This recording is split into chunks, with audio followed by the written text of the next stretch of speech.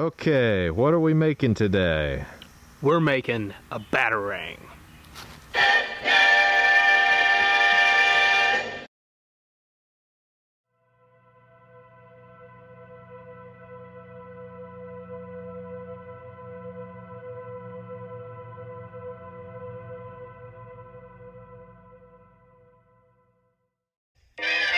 So with every Batman, there's different designs of costume, bat cars, and all these cool devices, including unique designs of batarangs. And there's a lot of them to choose from. So the first part that we need to look at today is which type of batarang design is going to actually work as a true batarang, as a throwable weapon that will stick in things and trees and people, criminals. Mostly criminals, yeah. So let's take a look here at some designs. I'm seeing a lot of different options here. Show us one that would not be good.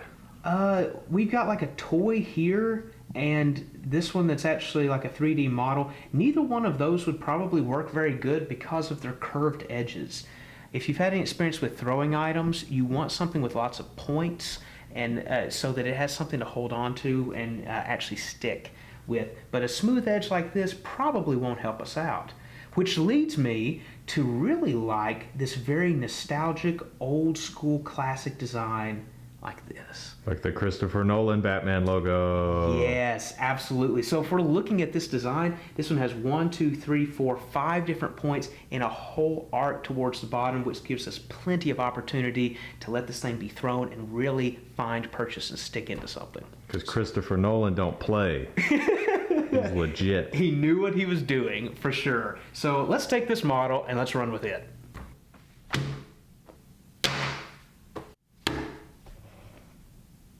So now that we have our batarang stencil cut out, we can now go out and pick out some metal and apply this to it so that we can use it as a guide.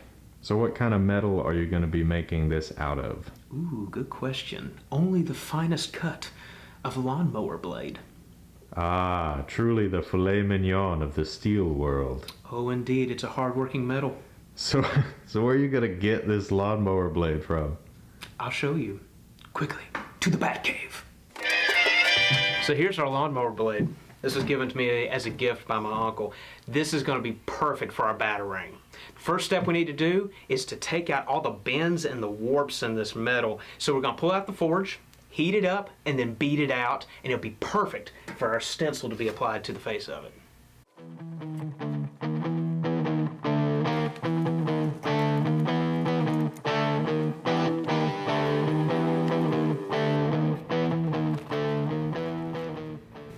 Alright, so here's our lawnmower blade. We're going to go ahead and put it in the forge and let the metal start heating up, but it's going to take a while.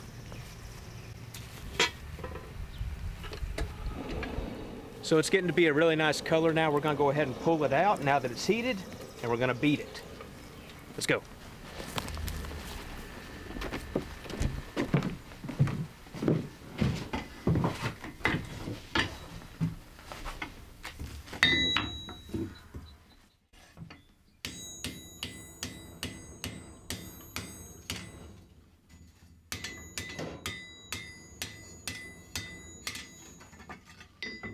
Alright, so that's round one right there. It's already considerably straighter. We should be able to get it in 1 or 2 more heats. Alright, round number 2.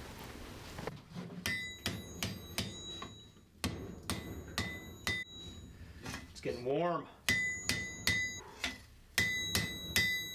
Ooh, it's getting hot. Getting hot, getting hot. Ha! Oh, my glove is smoking. My glove is smoking. Okay, we're done. Whoa! Okay. Oh, okay. Hot, hot, hot, hot, hot. Ah! Ah! It gets hot. Those gloves are Aren't those gloves like made for this? They're insulated, so whatever is inside stays inside, including the heat after it's transferred through. Okay, we're using tongs for the next bit. Safety first. Woo!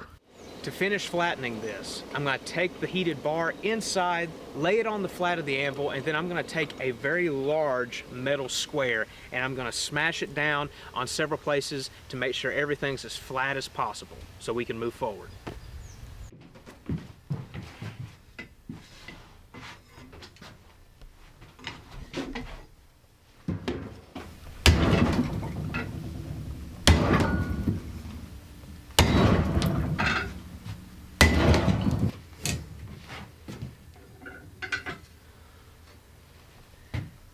That's pretty straight.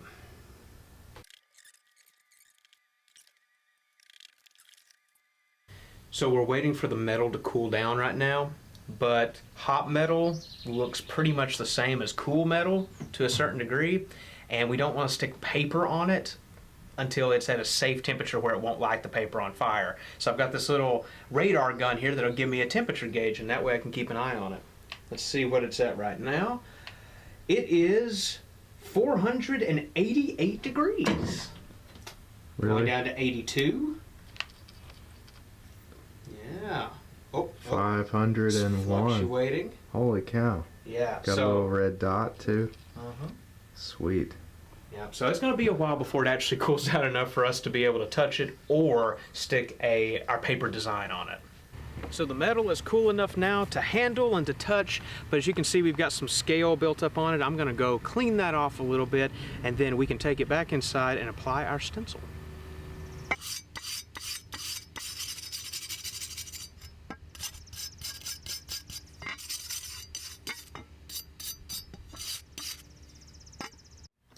All right, so we've got our bat symbol. We're going to take some of this spray adhesive and coat up the metal in the area that we're wanting to stick it.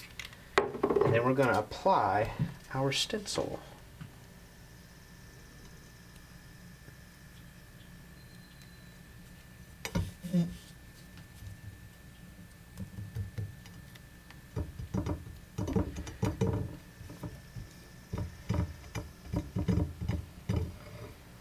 Okay.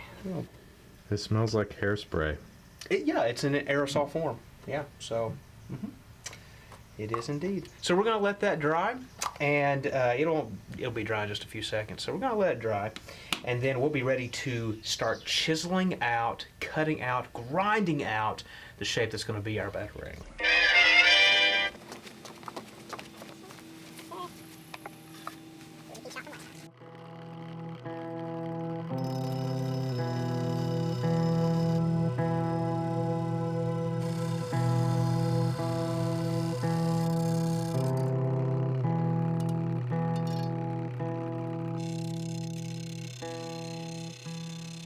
So we've just finished using the big machine to give us more of these big, broad cuts. We're now going to take this inside to get finer cuts using an angle grinder and a bench grinder.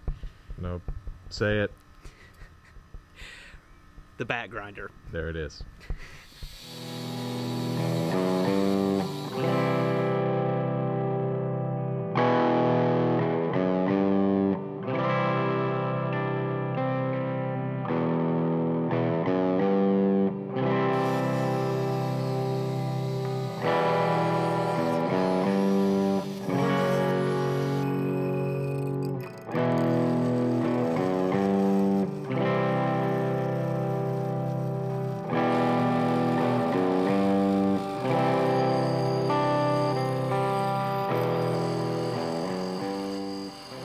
Here's our batarang in the clamp.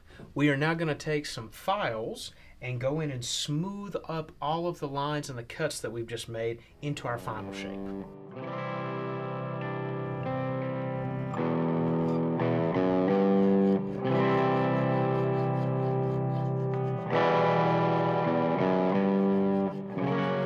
Alright, so the file work is done. We've got our roughed in shape. Let's take it outside and remove the stencil off of it.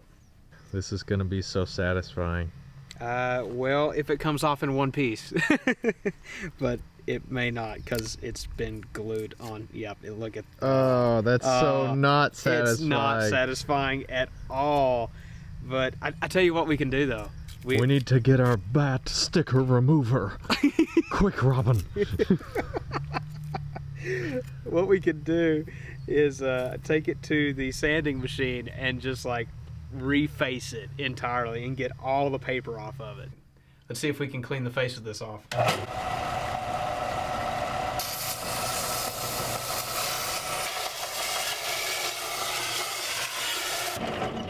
All right, there we go.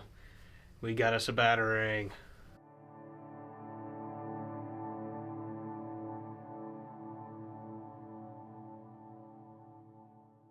All right, now that our shape is made, it's back to the back grinder to carve in some grooves around the edges. Put in some bevels to give it kind of a sharper edge. Let's go.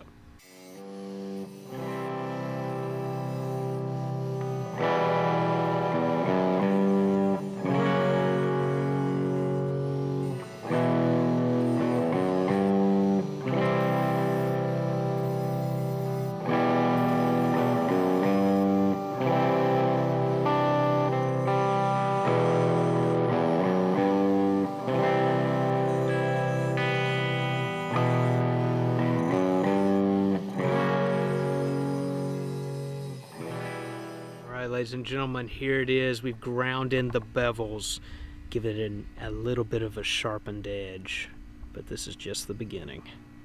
So that's what gives it those little slopey things on the sides, right?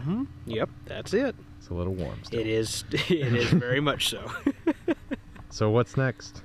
Well, I'm going to throw it back in the forge, and I'm going to try to build up forge scale.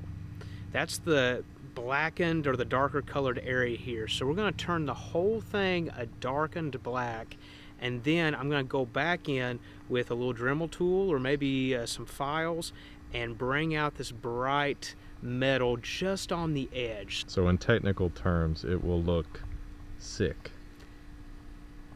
Yes. Nice.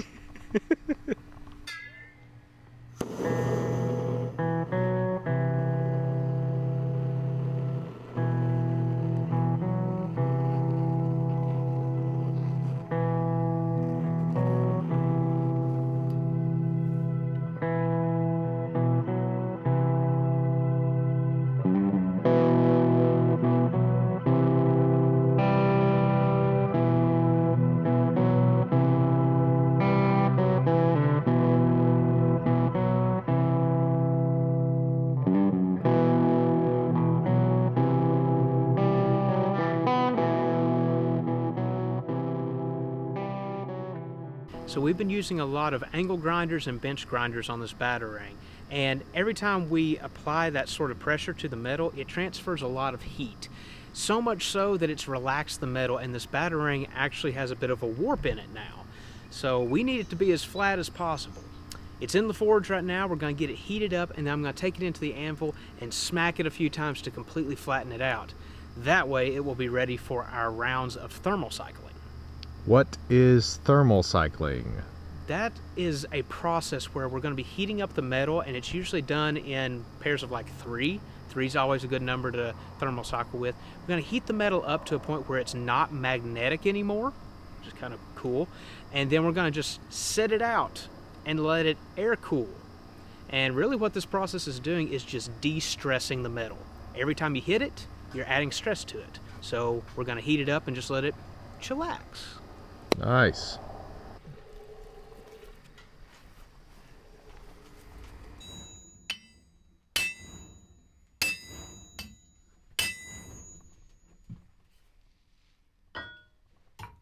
It's pretty straight now. Sweet. Good.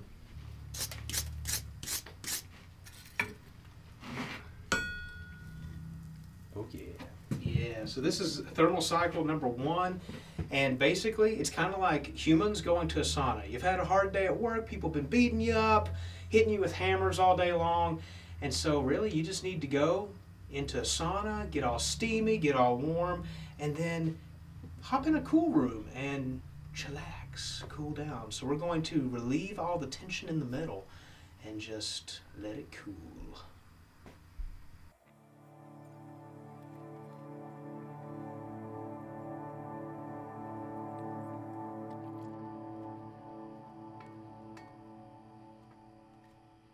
So we're nearing the end of the third thermal cycle, but as you can see, it's getting pretty dark outside.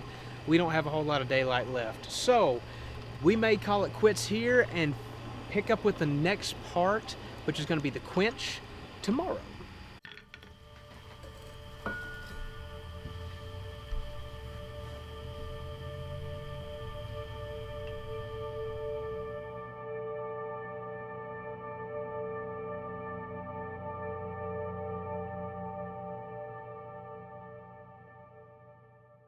As you can see, it's nighttime.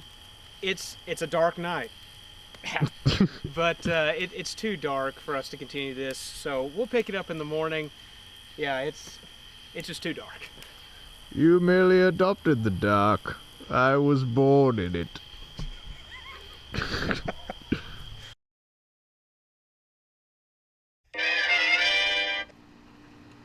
What did you hear, Batgirl? So here we are with day 2. We are pulling out the forge, and as you can see, this is what we've got of the Batarang so far. Today's mission is to heat this sucker back up, and then we're going to get a successful quench. What is a quench? It's where we're going to take the metal, get it really, really hot to the point it's non-magnetic, and then dunk it in some oil to cool it down quickly. This will give the metal a nice, strong quality to it. Nice. Yeah, that's the plan. So let's get things going.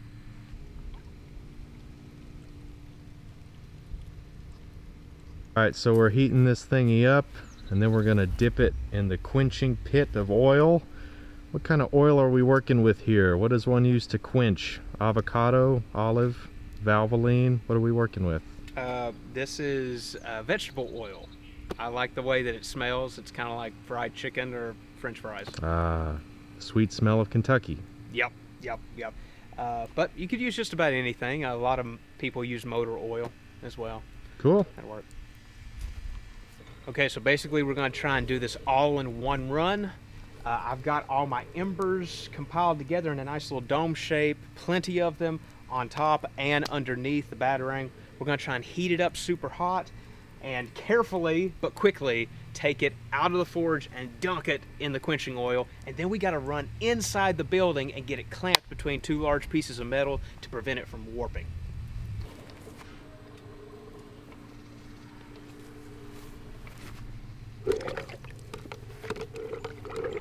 Whoa.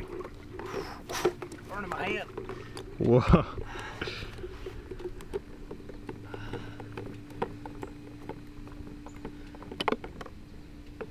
Dropped it! No! Okay, so we'll fish it back out here. Second. Oh! Might have lost some eyebrows there. There we go. Yeah. Didn't need them anyways, did I don't know. I? Eyebrow's not my best feature. Ah, there you are. Gotcha. Okay. All right. We're gonna go clamp it. Then let's go. All right. So the idea is that hopefully this heavy weight here and the flatness of that will prevent the Batarang from warping with the sudden contracting of the metal. All right, we're looking at about 88 to 90 degrees. That's a good time. We're going to go ahead and take it off of the metal and go ahead and dip it and coat it with our oil. So what I'm doing here is I've taken a rag and it's coated in oil, and I am dabbing it on the surface that's heated of this Batarang, and it's creating a really dark stained black color.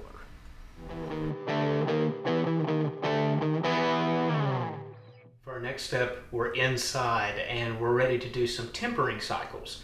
Whenever you quench metal, it makes the entire thing very brittle and it hardens the metal a little too much. But we're going to be throwing this thing. We need it to have a little bit of flexibility. So I'm going to put this inside the oven and we're going to bake it, essentially. I can't fix any food, but I know how to bake a knife, for sure. For those of you that are joining us today we're making a Batarang. Now, for those of you that are baking along with us, I suggest you grab your favorite copper basket here. And we're going to place the Batarang inside there. Now, the whole trick of this comes to your preheated oven. I've got mine set for 400 degrees. Don't forget, safety first. And we're gonna go ahead and we're gonna take our Batarang in the basket and we're gonna place it inside our preheated oven and let it soak up them rays. It's gonna be delicious. Oh, it's gonna be so good. It's a thing of beauty, isn't it? Yeah, you're gonna wanna leave that in there for about an hour. Take it out, let it cool down a little bit, and then place it back in for another hour. You're gonna repeat this process about 2 or 3 times, depending on the type of metal that you're working with. Delicious. Indeed.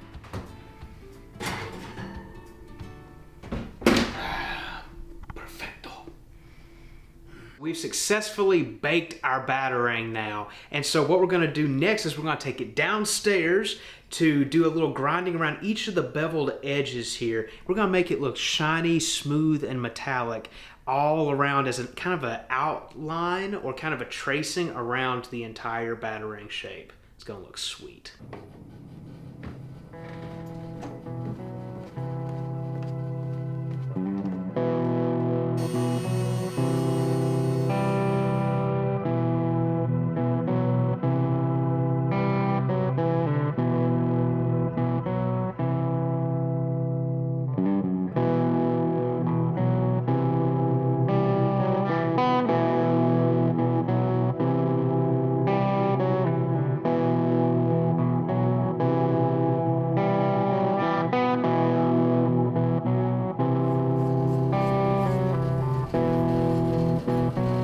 Bam.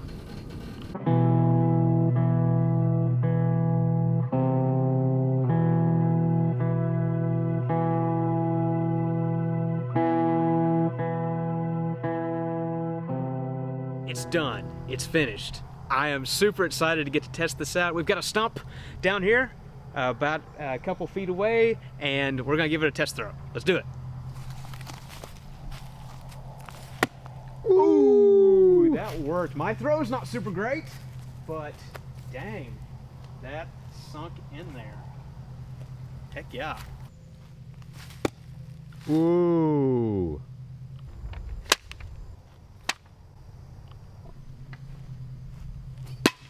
Oh, I think you got crime all right.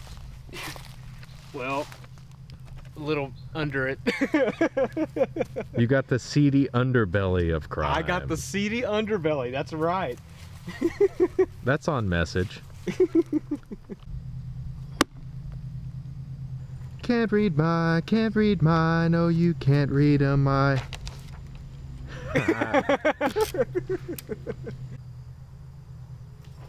There it is. I don't kill. It's my one rule. You might have nicked him though. Good grief. That's a pretty good shot. So after extensive testing that I hope you all enjoyed, then I think we can officially declare the Battering project as a success. This has been a fun one, for sure. We really do appreciate you guys watching the video. So if you enjoyed it, feel free to give us a thumbs up and a like, and we've got more content coming your way. And if you don't want to miss any of it, by all means you can absolutely hit the subscribe button and hit that notification bell, and that way you don't miss anything that we've got to share with you. Plus, it also really helps us out in allowing us and our content to reach new people. And that's what we'd really like to do. That's why we're making this, is to put some smiles on people's faces. Feel free also, if you want to leave a comment, because we love communicating with you guys. Send us some tips, send us some funny stuff, whatever you want to send, because we enjoy reading it and communicating back and forth with you. Thank you so much for watching this video. Hope that we can see you on another one sometime soon. Same bat time, same bat channel.